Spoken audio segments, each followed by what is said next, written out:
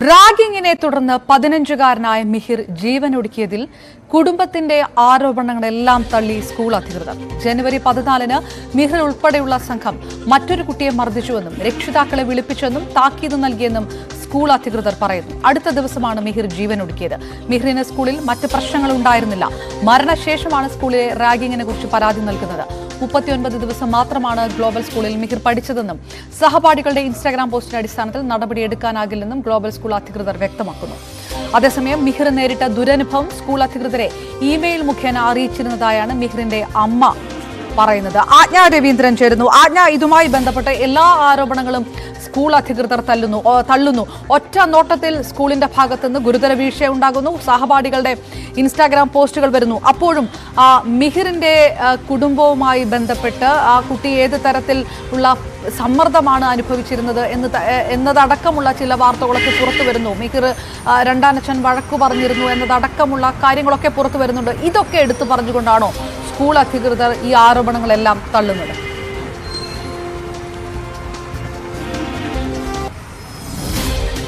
അപർണ, മിഹിറിന് സംഭവിച്ച അത്യാഹിതം തങ്ങളുടെ ഭാഗത്തു നിന്നും ഉണ്ടായ പിഴവ് കൊണ്ടല്ല എന്ന് വരുത്തി തീർക്കാനുള്ള ശ്രമമൊക്കെ സ്കൂൾ അധികൃതരുടെ ഭാഗത്തു നിന്നും ഉണ്ടാകുന്നു എന്നാണ് നിരീക്ഷണം. അതുമാത്രമല്ല, കഴിഞ്ഞ ദിവസം പൊതുവിദ്യാഭ്യാസ ഡയറക്ടർ ഷാജഹാൻ ഇതുമായി ബന്ധപ്പെട്ട ഹിയറിംഗുമായി ബന്ധപ്പെട്ട് പറഞ്ഞത് രണ്ട് സ്കൂളുകൾക്കും ഗുരുതര വീഴ്ചയാണ് ഉണ്ടായത് എന്നുള്ള പ്രധാനപ്പെട്ട കാര്യമായിരുന്നു. അതിൽ പ്രധാനമായും ചൂണ്ടിക്കാണിച്ചത് ഈ അമ്മ രണ്ട് സ്കൂളുകൾക്കും ഇമെയിൽ അയച്ചിരുന്നു.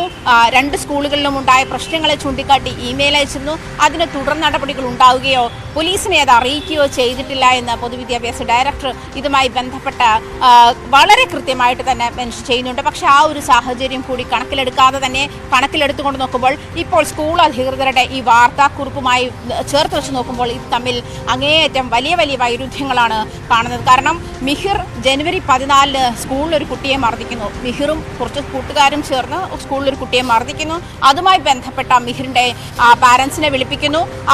അടുത്ത ദിവസം ജനുവരി 15-ന്, അതായത് മിഹിർ മരിച്ച ദിവസം, രണ്ടാനച്ഛൻ സ്കൂളിൽ ചെല്ലുന്നുണ്ട്.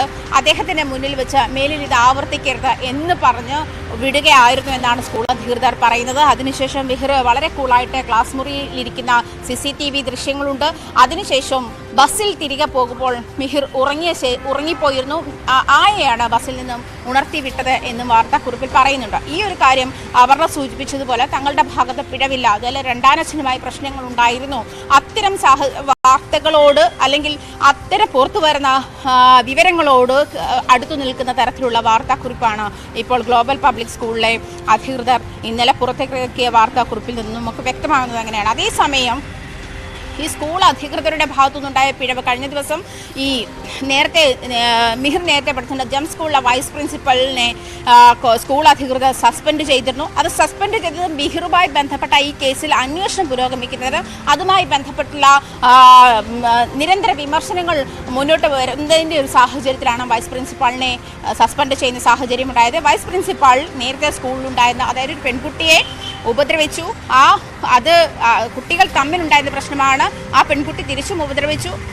ആ ഒരു പ്രശ്നത്തെ വൈസ് പ്രിൻസിപ്പാൾ അത് പേഴ്സണൽ ഇഷ്യൂ ആയിട്ട് ഏറ്റെടുക്കുകയും ഒരു ആഴ്ചക്കാലം മിഹിറിന് സസ്പെൻഷൻ നൽകുകയും അത് തുടർന്ന് ആ സസ്പെൻഷൻ പിൻവലിക്കേണ്ട സമയമായപ്പോൾ അത് ചെയ്യാതെ പിന്നീട് 2 ആഴ്ച കാലത്തേക്ക് കൂടി ആ സസ്പെൻഷൻ നീട്ടുകയും ചെയ്തു. അത് മിഹിറിൻ്റെ പരീക്ഷാകാലമായിരുന്നു. അതേ ചൂണ്ടിക്കാട്ടിക്കൊണ്ടാണ് മിഹിറിൻ്റെ അമ്മ ബാലാവകാശ കമ്മീഷന് പരാതി നൽകിയിരിക്കുന്നത്. ആ പരാതി ഇപ്പോൾ ബാലാവകാശ കമ്മീഷന് മുൻപാകെ ഉണ്ട്. ആ പരാതിക്ക് ശേഷമാണ് മിഹിറിനെ ആ സ്കൂളിൽ നിന്നും ഗ്ലോബൽ സ്കൂളിലേക്ക് മാറ്റുന്നത്. അതായത് ഗ്ലോബൽ സ്കൂൾ അധികൃതരുടെ വേർഷനനുസരിച്ച് 39 വർക്കിംഗ് ഡേയ്സ് ആണ്. അതായത് ഇടയ്ക്ക് ക്രിസ്മസ് അവധികൾ വന്നിട്ടുണ്ട്. 39 വർക്കിംഗ് ഡേയ്സ് ആണ് ഗ്ലോബൽ സ്കൂളിൽ മിഹിർ ഉണ്ടായിരുന്നത്. ഈ ഒരു ആരോപണത്തിന്റെ അടിസ്ഥാനത്തിൽ മിഹിറിന്റെ, അതായത് മുൻ സ്കൂളിലെ വൈസ് പ്രിൻസിപ്പാളിനെ സസ്പെൻഡ് ചെയ്യുന്ന ഒരു സാഹചര്യം കഴിഞ്ഞ ദിവസം ഉണ്ടായിരുന്നു. അത് ജംസ് സ്കൂൾ അധികൃതർ നമ്മളെ അറിയിക്കുകയും ചെയ്തതാണ്. അതിനുശേഷമാണ് ഇപ്പോൾ ഗ്ലോബൽ പബ്ലിക് സ്കൂളിന്റെ അധികൃതർ ഇത്തരത്തിൽ വാർത്താക്കുറിപ്പ് ഇറക്കുന്നത്. അതായത് ഒരേ സമയത്ത് രണ്ട് സ്കൂളും പറയുന്നത് ഇത്തരം ചില വിഷയങ്ങൾ അതിനകത്തുണ്ട് എന്നുള്ളതാണ്. പക്ഷേ ഇതുവരെയുള്ള അന്വേഷണത്തിൽ ഒരിക്കലും ആ ഒരു തരത്തിലേക്ക് വെളിച്ചം പോയിട്ടേ ഇല്ല. ഏതെങ്കിലും തരത്തിലുള്ള 15 വയസ്സുള്ള ഒരു കുട്ടിയാണ്, അങ്ങനെ ഒരു പ്രശ്നങ്ങൾ എന്തെങ്കിലും കുടുംബപരമായിട്ട് ഉണ്ടായിരുന്നതായി മിഹിർ പറഞ്ഞതായിട്ടോ അല്ലെങ്കിൽ മിഹിർ സ്കൂളിലെ വിഷയം പുറത്തു പറഞ്ഞിട്ടില്ല. അപ്പോൾ സ്വാഭാവികമായിട്ടും ഈ രണ്ട് തലവും അന്വേഷിക്കേണ്ട കാര്യം അതിനകത്തുണ്ടല്ലോ. പക്ഷെ ഒരന്വേഷണത്തിലും സ്കൂൾ അധികൃതർക്ക് നമുക്ക് ന്യായീകരിക്കാൻ കഴിയില്ല. എങ്കിലും അതുകൂടി അന്വേഷിക്കേണ്ട ഒരാവശ്യമില്ലേ? മിഹിറിന്റെ അമ്മാവനടക്കവും അത്തരം കാര്യങ്ങളൊന്നും സ്പർശിക്കാതെയാണ് സംസാരിക്കുന്നത് എന്നാണോ?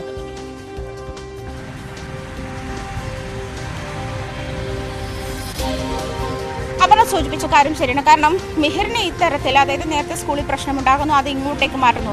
ഈ ഒരു മൊഴിയാണ് മിഹിർ ആത്മഹത്യ ചെയ്തപ്പോഴും, അതായത് മിഹിറിന്റെ മരണം സംഭവിച്ച ദിവസം സ്കൂൾ അധികൃതർ പോലീസിന് നൽകിയത്. നേരത്തെ സ്കൂളിലും ഇത്തരം പ്രശ്നങ്ങൾ ഉണ്ടായ ശേഷമാണ് സ്കൂൾ മാറ്റി കൊണ്ടുവന്ന കുട്ടിയാണ് എന്നുള്ള ഒരു മൊഴിയായിരുന്നു നേരത്തെയും പോലീസിന് നൽകിയിരുന്നത്. അതേസമയം ഈ മിഹിറിന്റെ അമ്മ പിന്നീടാണ്, അതായത് അന്വേഷണത്തിന് ശേഷം ഈ സ്കൂളിൽ വലിയ തരത്തിലുള്ള അതിക്രൂരമായ പീഡനങ്ങൾ ഏറ്റുവാങ്ങേണ്ടി വന്നിരുന്നു. മാനസികമായാലും ശാരീരികമായാലും അതിക്രൂരമായ റാഗിങ്ങിന് മിഹിർ ഇരയായിരുന്നു എന്നുള്ള കാര്യം വ്യക്തമാക്കിക്കൊണ്ട് ഒരു തുറന്ന കത്ത് അങ്ങനെയാണ് പുറത്തു വരുന്നത്. അതിനുശേഷം, അതായത് ഇൻസ്റ്റഗ്രാമിൽ ആ കുട്ടികൾ, അതായത് ഈ ആരോപിക്കപ്പെടുന്ന കുട്ടികൾ അയച്ച മെസ്സേജുകൾ ഉൾപ്പെടെയാണ് അവരന്ന് പുറത്തുവിട്ടത്. അതിൽ വളരെ വ്യക്തമായിട്ട് ഈ കുട്ടിയുടെ മരണം ആഘോഷിക്കുന്ന ഒരു സാഹചര്യത്തിലേക്ക് ആ കുട്ടികൾ അധപ്പതിച്ചു എന്ന് കാണിക്കുകയും ആ അമ്മ ചെയ്തിരുന്നു. പക്ഷേ ഈ പരാതി നേരത്തെ സ്കൂൾ അധികൃതർക്ക് കൊടുത്തപ്പോൾ അതിൻ്റെ മേലെ ഒരു നടപടിയും ഉണ്ടായില്ല എന്നുള്ള പരാതിയും ഈ അമ്മ മുന്നോട്ട് വയ്ക്കുന്നുണ്ട്. പക്ഷേ സ്കൂൾ അധികൃതരുടെ വേർഷൻ അനുസരിച്ചിട്ട് ഇവരത് പോലീസിന് കൈമാറിയിരുന്നു. പക്ഷേ ഈ കുട്ടികളുടെ മാനസിക വ്യാപാരത്തെ അത് ബാധിക്കും, അല്ലെങ്കിൽ അവർക്ക് കുട്ടികളാണ് ആ ഒരു പരിഗണന നൽകണം. അതായത് കേസ് അന്വേഷണത്തിന്റെ ഭാഗമായി വ്യക്തമായ തെളിവുകൾ ഉണ്ടെങ്കിൽ മാത്രമേ ഇത്തരം നടപടികളിലേക്ക് പോകാവൂ എന്ന് പോലീസിനോട് റിക്വസ്റ്റ് ചെയ്തു എന്നും ഇവർ സൂചിപ്പിക്കുന്നുണ്ട്. ഞാൻ തിരികെ എത്താം.